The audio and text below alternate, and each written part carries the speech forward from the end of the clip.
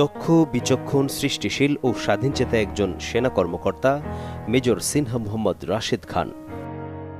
বাবা বীর মুক্তিযোদ্ধা এরশাদ খানের এই সন্তান মেধার পরিচয় দিয়েছেন ছোটবেলা থেকেই। ২০০৩ সালের ৫১তম BMA লং কোর্সের মাধ্যমে বাংলাদেশ সেনাবাহিনীতে যোগদান করেন এবং ২০০৪ সালে সেকেন্ড লেফটেন্যান্ট পদে কমিশনপ্রাপ্ত হন। মেজর সিনহা পেশাগত জীবনে স্পেশাল সিকিউরিটি ফোর্সে ৩ বছর সুনামের সাথে দায়িত্ব পালন করেছেন। দেশের মুখ উজ্জ্বল করেছেন জাতিসংঘের শান্তিরক্ষী বাহিনীর হয়ে আইভরি কোস্টে দায়িত্ব পালন করে।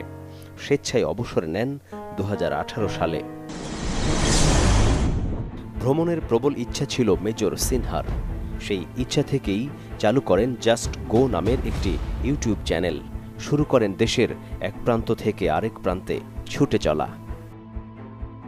কিন্তু হঠাৎই একদিন বন্ধ হয়ে যায় তার সব কোলাহল।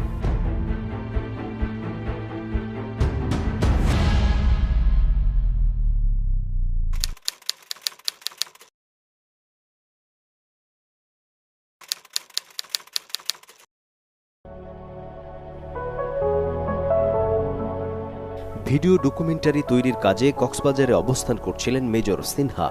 সহকর্মী শাহেদুল ইসলাম সিফাতকে সঙ্গে নিয়ে নিজের প্রাইভেট কারে বের হয়েছিলেন। মেরিন ড্রাইভ হাঁকিয়ে পৌঁছান টেকনাফের পাহাড়ছড়া ইউনিয়নের ৭ নম্বর ওয়ার্ড সংলগ্ন এই জায়গায়। গাড়ি পার্ক করে রওনা দেন পাহাড়ের উদ্দেশ্যে।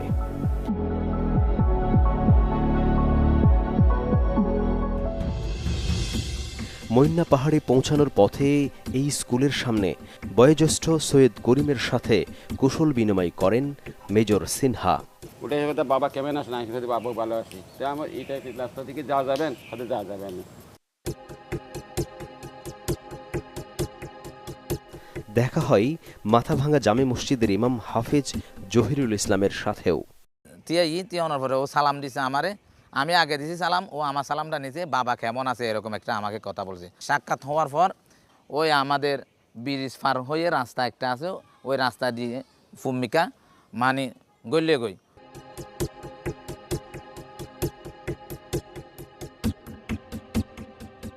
মেজর সিনহা তখন মৈনা পাহাড়েই ছিলেন।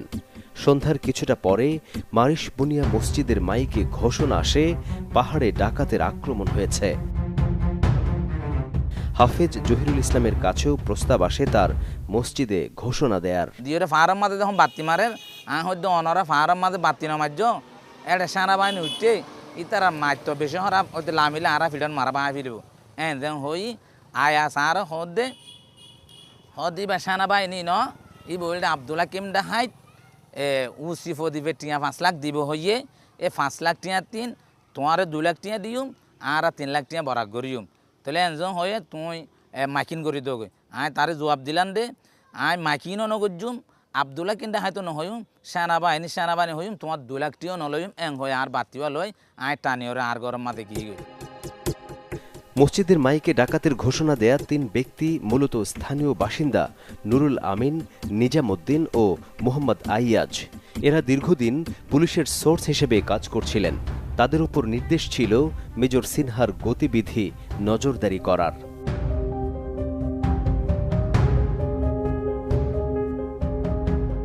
মেজর সিনহা পরিস্থিতি টের পেয়ে বিকল্প পথে মেরিন ড্রাইভে চলে আসেন এবং গাড়ি চালিয়ে কক্সবাজারের দিকে রওনা দেন। এই খবর পুলিশকে জানিয়ে দেয় ওই ৩ সোর্স।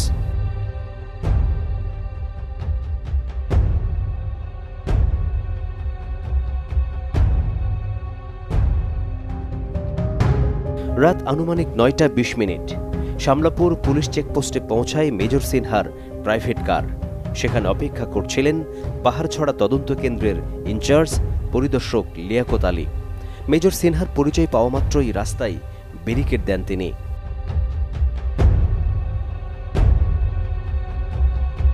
শামলাপুর পুলিশ চেকপোস্টের পাশেই বাইতুন্নুর জামে মসজিদ। এই মসজিদের খতিব, পাশাপাশি মাদ্রাসায় শিক্ষকতা করেন হাফেজ মাওলানা শহীদুল ইসলাম।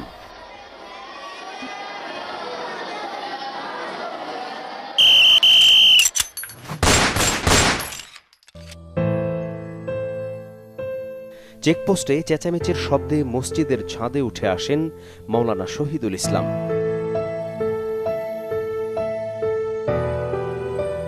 এখান থেকেই দেখতে পান গুলিবিদ্ধ মেজর সিনহা মাটিতে লুটিয়ে পড়ছে। ওই জায়গায় দুটি বাসা ছিল, এখন তো একটা বাসা, দুই বাসার মাঝখানে একটা মেইন ড্রাইভার মাঝখানে এসআইলে আলী টেকনাফের দিকে মুখে, তারপর হচ্ছে কক্সবাজারের মুখ দিকে আরেকজন ভদ্রলোক সেনাবাহিনীর পোশাক পরার মতো করে। এই অবস্থায় আস্তে আস্তে কক্সবাজারের দিকে মুখ দিয়ে এভাবে লুটিয়ে পড়তেছে। প্রায় আধা ঘন্টা পর ঘটনাস্থলে ওসি প্রদীপের আগমন ঘটে। এর পরের ঘটনা আরও অমানবিক। ওসি প্রতিবেশে তারপর আবার ভদ্রলোকটির এই জায়গার মধ্যে পা দিয়ে ছেপে ধরে, দুইজন পুলিশের এভাবে ধরে তারপর এভাবে করতেছে, পা দিয়ে খুব কষ্ট দিচ্ছে। তখন আমার মনে হয় নিঃশ্বাস শেষ হয়ে গেছে। ঘটনাস্থলে মেজর সিনহার সহকর্মী সিফাতকেও করা হয় অমানসিক নির্যাতন, যা হাফেজ, শহীদুল সহ আশপাশের শত শত মানুষ প্রত্যক্ষ করেন। পরে ঘটনা ধামাচাপা দিতে সিনহা হত্যাকাণ্ডের ভিন্ন নাটক সাজান ওসি প্রদীপ। হ্যাঁ, কি খবর প্রদীপ? এই কোরবানির দিন গরুর মধ্যে তুমি কি? স্যার এটা মহা বিপদে পড়ছে স্যার, একটু আপনার সাহায্য লাগছে স্যার। বলো। এখন স্যার আমরা স্যার একটা 153, 186 স্যার 307 এটা মামলা নিয়েছি স্যার। 350 সরকারি কর্মচারী অ্যাসল্টের, আর তো স্যার 186 স্যার পুলিশের কাছে বাধা স্যার। স্যার হ্যাঁ এই লোকটা স্যার রিয়েলি আর্মিন নাকি? ও স্যার অবসরপ্রাপ্ত স্যার। ও তাইলে আর এত জ্বরের কি আছে? আচ্ছা, তোমরা যে বাধা দিচ্ছ, ওভারটেক করিয়া গেছে, এটা সাক্ষী আছে কিনা পাবলিক? সাক্ষী আছে স্যার। হ্যাঁ, আচ্ছা, সাক্ষী থাকলে মামলা কি নিচ্ছ বলো? মামলা নিয়েছি স্যার 186, 353, 307। 307 এইটার মধ্যে প্রেয়ার দিয়ে দিবা যে ওইটা মার্ডার হয়ে গেছে আর কি। অনেকের মতো স্থানীয় বাসিন্দা মোহাম্মদ আলী ও মহিবুল্লাহ সেদিন মেজর সিনহা খুনের ঘটনা নিজ চোখে দেখেছেন। পরে তারা দুজনই সিনহা হত্যা মামলার সাক্ষীও হয়েছেন।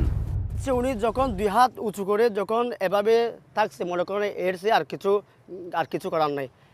এটা মানে যেটা হোক না কেন, তাকে কি করছে, সেন্ডা করছে, যেটা হোক না কেন, তারপরেও এর অবাধ্য মানে বাধ্য করে কি করছে, তাকে গুলি করছে। ওই ব্যক্তিটা তখন মানে বাঁচে আছে আর কি, তখন পানি চাইছিল, আমি নিঃশ্বাস দাও, আমাকে পানি দাও, এবং পানি খুঁজতেছে আর কি। তখন উঁচু প্রদীপ গালাগালি করছে, কুত্তো বাসা, তবে পানি দেওয়ার জন্য মারছে এরকম হয়ে, মানে ডান পা দিয়া ওনার বুকের হাড় দিয়ে আছে না, বাম পাশে বুকের হাড়ির মধ্যে 2-3টে লাথি মারছে। লাথি মারার পরে আবার পা দিয়া গলার বাম পাশে চিবি ধরছে।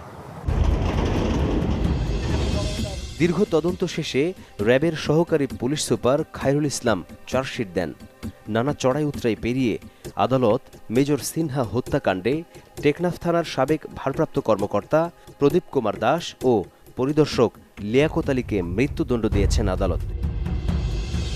এছাড়া বাহারছড়া পুলিশ তদন্ত কেন্দ্রের উপপরিদর্শক নন্দদুলাল রক্ষিত, কনস্টেবল সাগর দেব, ওসি প্রদীপের দেহরক্ষী রুবেল শর্মা, পুলিশের সোর্স নুরুল আমিন, নিজামুদ্দিন ও মোহাম্মদ আইয়াজকে যাবজ্জীবন কারাদণ্ড দেয়া হয়েছে।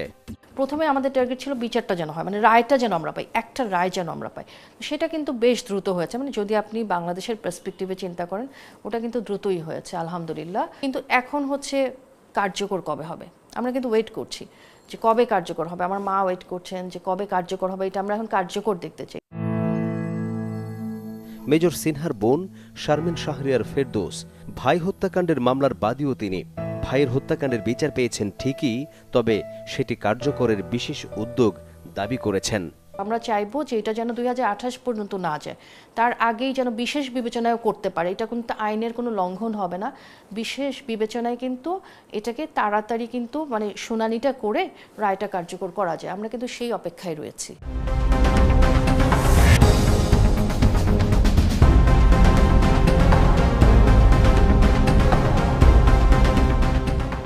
একটা ছোট্ট জনপদের মানুষগুলো স্বাধীন দেশের শিকল পরিহিত অবস্থায় ছিল। তারা যখন তখন তাদেরকে মুড়ি মুরগির মতো মেরে ফেলা হচ্ছে, থ্রেট দেওয়া হচ্ছে, খেতে পারছে না, বসতে পারছে না।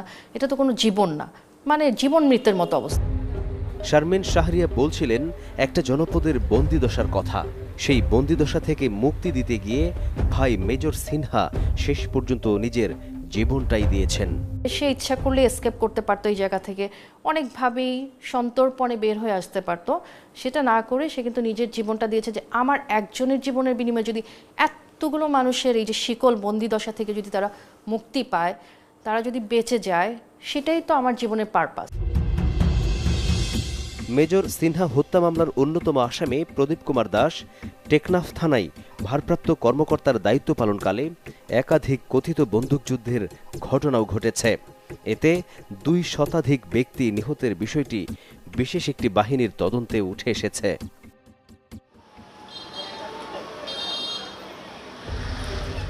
তবে স্থানীয়রা বলছেন বেশিরভাগই সাধারণ মানুষ।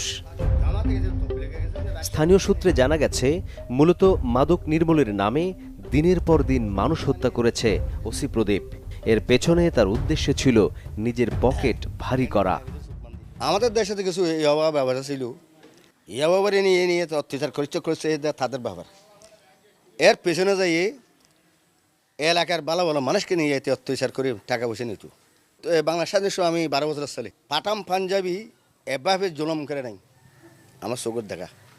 টাকার জন্য অনেক পথ যাতো আছে তারিও মাঝে মাই দি তারিও মাঝ থানা মাদলো যাই বাদ যায় নরম গুড়ি ফেলে, নরম গুড়ি ওরে আরও চট লাগে মাথাত। আবার আন্দাজ যা 2টা-3টা বাজে মেন ধরে লো যাই মারি ফেলেতে।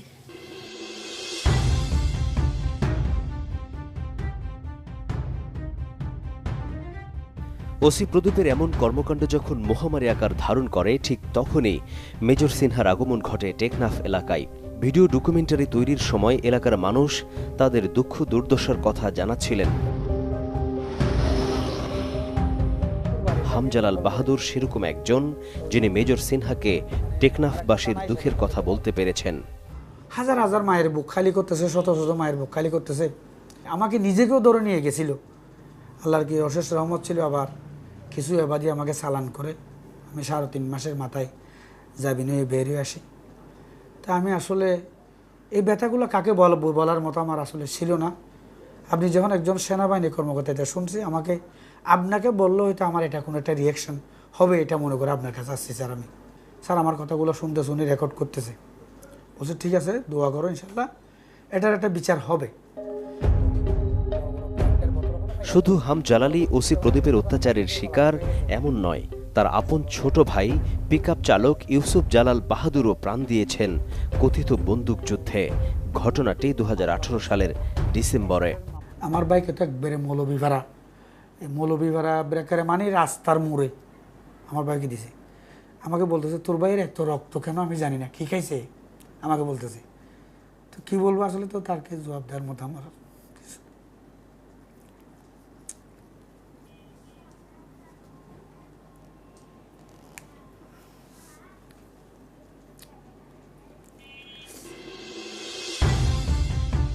টেকনাফে এমন বেশ কয়েকটি পরিবারের সন্ধান পেয়েছে টিম সার্চলাইট, যাদের অভিযোগ কোনো অপরাধ না করেও স্বজন হারিয়েছেন ওসি প্রদীপের কথিত বন্দুকযুদ্ধে।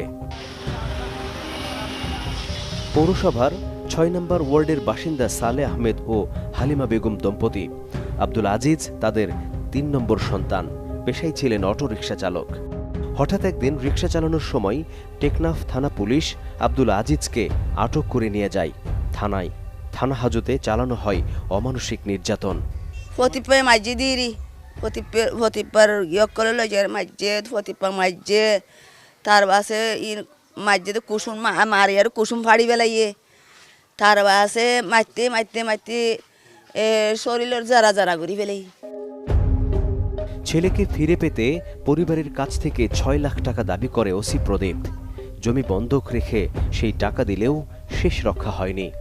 6 লাখ জমা মাইকে হতো দিও অক্তরি নত খাইনা বাড়ি ও ফিসর জায়গা ওয়ানো ছোট জায়গা আছে ইয়াম বেশি তারে প্রতিবারে 6 লাখ টাকা দিই আই দিলে সে দিই প্রতিবারে দি আর তার বাদে তো আর বউ আর ফিরাইলো মারি বেলাই। তবে আজিজের বাবা সালেহ আহমেদ জানালেন আরও ভয়ঙ্কর তথ্য। আদির নামর মাদক ব্যবসায়ী তো এই বারে বাসাই আরে আর এটা লগিয়ে দি লজে আরে দুদিন থানার লাগিল যেদিন তারে টিয়া দিয়ে সেদিন মারি ফেলে যেতে। টেকনাফ থানা এলাকায় এমন ঘটনা অহরহ। এই যেমন ৩ নম্বর ওয়ার্ডের বাসিন্দা আব্দুর রহিম ২০১৯ সালে তার বড় ভাই আব্দুর রহমান ও বোন জামাই মোহাম্মদ কাদেরকে কথিত বন্দুকযুদ্ধে নিহত দেখায় টেকনাফ থানা পুলিশ। তাদের কি অপরাধ ছিল অজানাই রয়ে গেছে রহিমের কাছে। আমার ভাইকে বিনা কারণে মারছে, কিন্তু কোনো যদি কারণ হইতো একটা মনকে বুঝে দিতে পারতাম। টেকনাফের পাহাড়ছড়া ইউনিয়নের শাপলাপুর নয়াপাড়ার বাসিন্দা সবুরা খাতুন সন্তান রফিকুল্লাহ মালয়েশিয়ায় দর্জি পেশায় যুক্ত ছিলেন। দুবাই যাওয়ার জন্য তোড়জোড় করছিলেন। ইসলামী ব্যাংকের দেখা তো জালো দুয়ারে কাছে জ্ঞান তো খরচ হইতে বলে না পুলিশ ধরে ফেলে তো ফুয়াইয়া হইয়া তো বলে হদা আমার একা খবর হইয়া আর থানা লই যাবি। সংবাদ পেয়ে মা সবুরা খাতুন ছুটে যান থানায়, সাথে নিয়ে যান কিছু খাবার দাবার। ভাল লাগি আইবেন না সাই বলা তো পুলিশ হদা এখন গুলি মার যখন কিশোর ধরলে বান্ধে আছো বাড়ি চলে যাও গুলি মারতে গুলি দেখার আর তার আগে তো এদিন দিনও রাখিয়ে রাইতা লই যাই আর তো বেলা মাছ খরচ হয় মারি।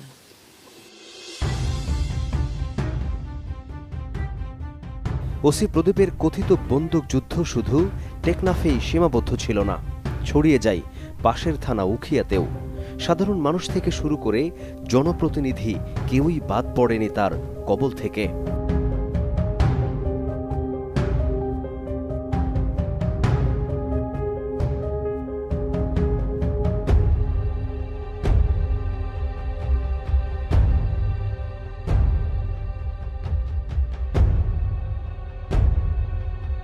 মেজর সিনহা হত্যার ঠিক 7 দিন আগের ঘটনা। উখিয়া থানার রাজাপালং ইউনিয়ন পরিষদের ইউপি সদস্য বখতিয়ার আহমেদকে তুলে নিয়ে যায় টেকনাফ থানার একদল পুলিশ। নেতৃত্ব দেয় ওসি প্রদীপ, সাথে ছিলেন উখিয়ার ভারপ্রাপ্ত কর্মকর্তা মর্জিনা আক্তারও। সিসি ক্যামেরায়ও ধরা পড়ে পুরো ঘটনা। তাহলে তারা তল্লাশি করুক, কোনো অবৈধ কিছু পেলে তারা কি করুক, সেটা জব্দ করুক। কিন্তু একটা মানুষ এসে আপনি একটা বাড়িতে ঢুকে মা বোনদের আপনি নির্যাতন করবেন, তারপর আপনার ওখানে আলমিরা চেক করবেন, চেক করার পরে টাকা পয়সা একদম ভাঙতি টাকা সহ 10 টাকা 5 টাকা ভাঙতি পয়সা সহ ওনারা কী করছে নিচে একটা ব্যাগে পড়ছে। এবং আমার বাড়ির যে দলিলপত্র যেগুলো ছিল, জায়গা সম্পত্তির যে কাগজপত্রগুলো ছিল, সেগুলো তারা একেবারে ব্যাগের মধ্যে ভরে তারা আস্তে করে চলে গেল। একদিন পর বাবার মৃত্যুর খবর পান হেলাল উদ্দিন। ঘটনা এখানেই শেষ নয়, পুরো বিষয়টি ধামাচাপা দিতে শুরু হয় নতুন কৌশল। আমার আব্বাকে অ্যারেস্ট করছে তারা 23 জুলাই। 22 জুলাই একটা মামলা দিয়ে 22 জুলাইয়ের একটা মামলাতে আমার আব্বাকে অগ্রিম আসামি করে তারা একটা ঘটনা সাজাইছে। এইভাবে তাদের যে ফরম্যাট থাকে আর কি, তারা তো এইভাবে অহরহ ঘটনা সাজাইছে সাধারণ মানুষকে ধরে নিয়ে গিয়ে। তারপরে এর পরবর্তীতে গিয়ে কী করলো, আমরা 3টা ভাই, আমার পাশে যিনি আছেন উনি আমার বড় ভাই বুরহানুদ্দিন, ওনার নাম, আমার নাম হচ্ছে হেলাল উদ্দিন, এবং আমার ছোটো ভাই যে কাইসার উদ্দিন, 3টা ভাইকে আসামি করে একদম মিথ্যা বানোয়াট। অথচ আমি প্রদীপের সামনে ছিলাম ওই দিনই তারা 3টা মামলা কি দেখাইছে, মানে 3টা মামলা রুজু দেখাইয়া আমাদের 3 ভাইকে তারা কি করছে আসামি করছে। একটা ইয়াবা মামলা, একটা অস্ত্র মামলা, আরেকটা হচ্ছে আপনার আমার আব্বার হত্যাকাণ্ডে যে ঘটনাটা, তারা একটা হত্যা মামলা দায়ের করছে। তো পৃথিবীতে এরকম জঘন্য ইতিহাস আছে কি না আমি জানি না। একটা বাবা মারা যাওয়ার পরে ওই মামলাতে আবার ছেলেকে কি করছে, তারা 3টা ছেলেকে তারা আসামি করছে। হেলাল উদ্দিন বাবা হত্যার বিচার পাননি, তবে মেজর সিনহা হত্যায় ওসি প্রদীপের দ্রুত শাস্তি কার্যকরের দাবি জানিয়েছেন। মেজর সিনহা জীবন না দিলে হয়তো ওসি প্রদীপের এত অপকর্মের ফিরিস্তিও সামনে আসত না। বন্দুকযুদ্ধের নামে নির্বিচারে মানুষ হত্যার বাইরেও ওসি প্রদীপের বিরুদ্ধে ঘরবাড়ি দখল, নারীদের আটকে রেখে শ্লীলতাহানির মতো অভিযোগও রয়েছে।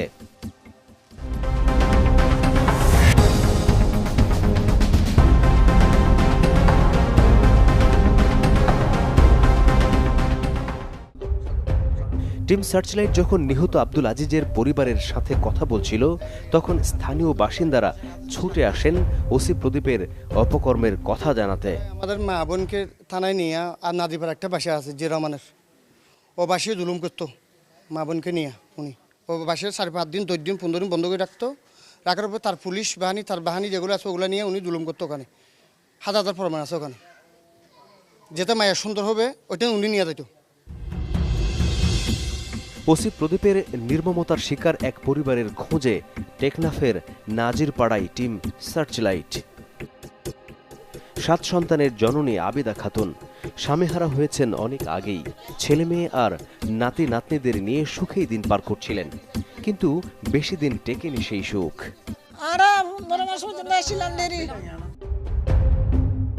2018 সালের 22 নভেম্বর সেদিন মেয়ে নুরুন্নাহারের ছেলে মোহাম্মদ হোসেন কামালকে তুলে নিয়ে যায় টেকনাফ থানার অফিসার ইনচার্জ প্রদীপ কুমার দাস। 1 সপ্তাহ পর কথিত বন্দুক যুদ্ধে নিহত হন কামাল। ফুয়ারে মরাল যাই গুলি ফাইয়ার করছি তার পথে পুরা রত্ত না যা এটা করতো আতি বাইরে এটা কারণ হিস দিল মাল্লা এটা করতো আতি বাইরে ফুয়া মরা গন্ধ ছুটতে ফুয়া দু ফাইবে ফুয়া। ভাগ্নের এমন মৃত্যু মেনে নিতে পারেনি কামালের বড় মামা নূর মোহাম্মদ। বিচার চেয়ে দৌড়ঝাঁপ করলে তাকেও তুলে নেওয়া হয়।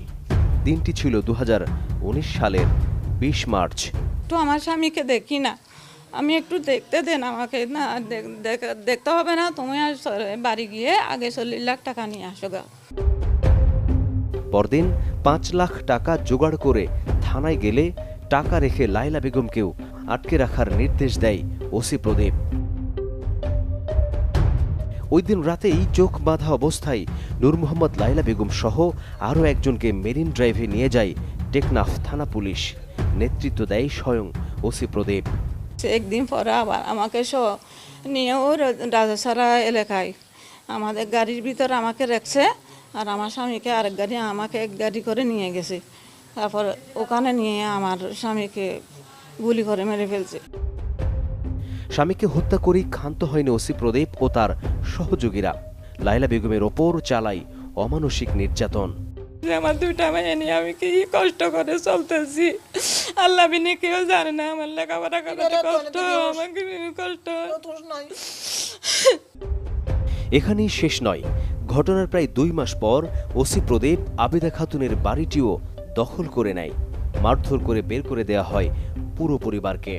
আর তো বাইর করে দি এটাই তারা পুলিশ যায় তারা গুন্ডা হদনটা গলা দিও। রাতে মায়া হয়নানে নির্যাতন করে, মায়া হয়নানে নির্যাতন করে। রাধা রাতে হলে তো গুজরা গুজরিও আর ও থরে থাকি মানে তারা আর ঘর গান খারিলে আর বাইর করে দি। স্থানীয়দের অভিযোগ, দখল করা বাড়িটি থানা হিসেবে ব্যবহার করা শুরু করেন। পুলিশ ক্যাম্প হিসেবে প্রচার করলেও মূলত এটি ছিল ওসি প্রদীপের জলসা ঘর। মেজর সিনহা হত্যাকাণ্ডের 4 বছর পরও বাড়িটিতে পুলিশের ব্যবহার করা বেশ কিছু আলামতের অস্তিত্ব পেয়েছে টিম সার্চলাইট। হত্যাকাণ্ডের আগ পর্যন্ত টেকনাফ থানা পুলিশ এবং ওসি প্রদীপ এতটাই ভয়ঙ্কর ছিলেন যে কেউ মুখ খোলার সাহস করেননি। এমনকি থানা পুলিশের ব্যবহার করা দলিল দস্তাবেজেরও খবর নেয়নি। স্থানীয় রাজনৈতিক নেতারাও ছিলেন নীরব। তবে একজন ছিলেন স্রোতের উল্টো দিকে। তিনি হলেন নাজনীন সরওয়ার কাবেরী। রাজনৈতিক পরিবারে বেড়ে ওঠা কাবেরী ওসি প্রদীপের বিতর্কিত কর্মকাণ্ড নিয়ে সামাজিক মাধ্যমে নিয়মিত কথা বলতেন। স্থানীয় যারা করাপ্টেড শ্রেণী তারাই মূলত ওসি প্রদীপকে খুঁজে নিয়েছিল এবং তারাই টাকা পয়সার বিনিময়ে অসংখ্য নিরীহ ছেলে যারা নিজ কর্ম উদ্দীপনায় দাঁড়াতে চেয়েছিল তাদেরকে হত্যা করছিল। সে সময় বারবার আমি যেহেতু অন্যায়ের বিরুদ্ধে কাজ করি, দুর্বৃত্তায়নের বিরুদ্ধে কাজ করছিলাম, খুব সাধারণ মানুষ আমাকে এই মেসেজগুলো দিচ্ছিল, তাদের পরিবার দিচ্ছিল। আমি বারবার এই টেকনাফ গিয়েছি, প্রদীপের সাথে আমার মুখোমুখি হয়েছে অজস্রবার। কক্সবাজার জেলা আওয়ামী লীগের প্রভাবশালী নেত্রী হওয়া সত্ত্বেও মৃত্যু ভয়ের আশঙ্কা তৈরি হয়েছিল তার মধ্যেও। ঠিক সিনহার হত্যাকাণ্ডের 2 দিন আগে আমি কিন্তু আমার জেলা আওয়ামী লীগের কার্যনির্বাহী কমিটির সভায় আমি সাংগঠনিক সম্পাদক হিসেবে ফ্লোরে এসে বক্তব্য দিয়েছিলাম। তো আমি বলেছিলাম আমাকে হত্যা করা হবে, আমাকে ইয়াবা দেয়া হবে, অস্ত্র দেয়া হবে। এবং ঠিক 2 দিনের মাথায় যখন সিনহাকে হত্যা করলো, সিনহার সাথে সেম আমি যে বক্তব্য দিয়েছিলাম সেটি কিন্তু আসলে সিনহাকে দিয়েছিল। এবং আমি তখনই বুঝতে পেরেছিলাম যে পুরো একটা সাজানো নাটক। মাদক সন্ত্রাস নির্মূলের নামে সাধারণ মানুষকে হত্যা, নির্যাতন ও ঘরবাড়ি দখলের ঘটনায় শুধু ওসি প্রদীপ একাই জড়িত এমনটা বিশ্বাস করেন না নাজনীন সারোয়ার। তিনি সব ঘটনার সুষ্ঠু তদন্তও চান। আপনার ৭১-এর মানে হানাদার বাহিনীর সাথে যেমন পাক রাজাকাররা মিলিত হয়ে গেছিল, আমাদের ভিতর থেকে কিন্তু একদল দালাল শ্রেণী, তাদের মধ্যে ছিল আপনার বিভিন্ন জার্নালিস্ট, তাদের মধ্যে ছিল রাজনীতিবিদ, তারাই চিহ্নিত করছিল কাকে কাকে টার্গেট করা যায়। ঘরবাড়ি পুড়িয়ে দেয়া হচ্ছিল, নারীদেরকে শনাক্ত করা হচ্ছিল, সুন্দরী নারীদেরকে, এবং যেসব প্রতিবাদী সৎ রাজনৈতিক ব্যক্তি ছিলেন তাদেরকে টার্গেট করে হত্যা করা হয়েছে। আমি সকল হত্যার বিচার চাই।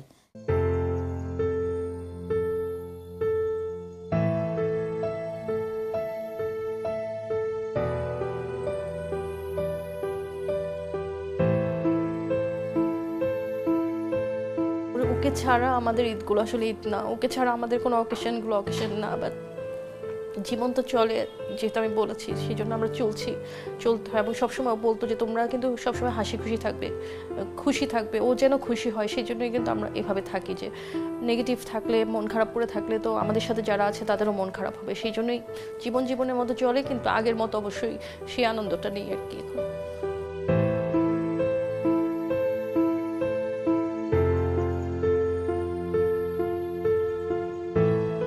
সেনা কর্মকর্তা হলেও মেজর সিনহা ছিলেন মায়ের কাছে নারী ছাড়া ধন। স্বামীর মৃত্যুর পর সুখ দুঃখের সাথে আর পরিবারের ছায়া, তাই এত বছরেও স্মৃতি ভুলতে পারছেন না। মায়ের কাছে সিনহা ভেসে আসা আলোকছটা, সুগন্ধিময় হারিয়ে ফেলা এক স্মৃতি। আর জাতির কাছে আলোকবর্তিকা, যিনি নিজের জীবন বিসর্জন দিয়ে দেশের কথিত বন্দুকযুদ্ধের অবসান ঘটিয়েছেন। দর্শক, সুনির্দিষ্ট কোনো তথ্য, পরামর্শ কিংবা অভিযোগ থাকলে যোগাযোগ করতে পারেন স্ক্রিনে দেখানো নাম্বারে, জানাতে পারেন সামাজিক যোগাযোগ মাধ্যমেও।